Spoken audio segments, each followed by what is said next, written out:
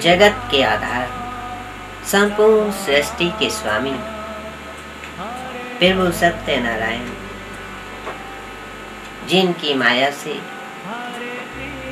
यह संपूर्ण सृष्टि दिशाओं के रूप में व्याप्त है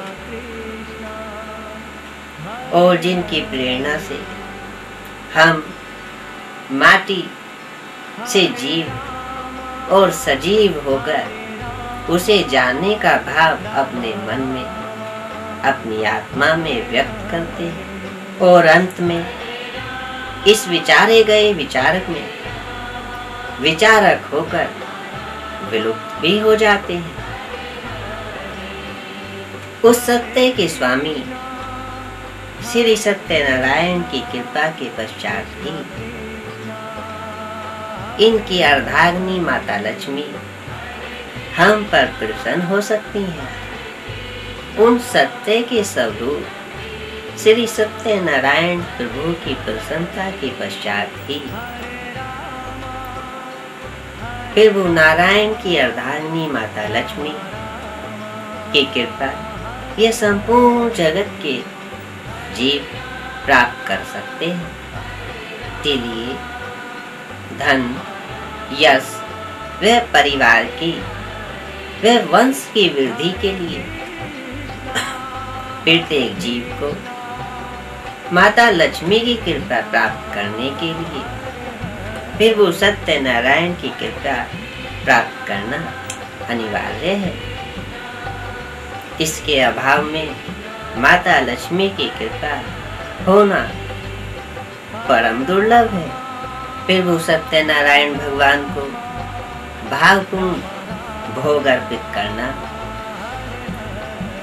उनका पूजन करना व भजन करना इसीलिए प्रत्येक जीव के लिए अनिवार्य है।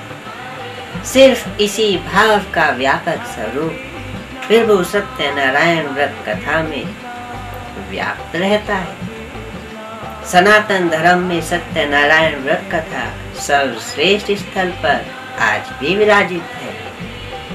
भक्तगण किसी भी दिन अथवा पूर्णमासी को अपने घर में स्वयं करके या किसी भी यजमान से, किसी भी ब्राह्मण से इसका पाठ करवा के सुने वे अपने परिजनों को सुनाएं, वे प्रसाद ग्रहण करें, वे अपने परिजनों में भी दें। ऐसा करते रहने से व्यक्ति के जीवन की समस्त बाधाएं स्वतः ही दूर हो जाती हैं। प्रभु नारायण व माता लक्ष्मी दोनों का परम दुर्लभ आशीर्वाद सम्मिलित रूप से उस परिवार को प्राप्त होता है। ऐसे परिवारों में माता लक्ष्मी का स्थिर वास होता है। इस कथा का एक दुर्लभ प्रभाव और भी है।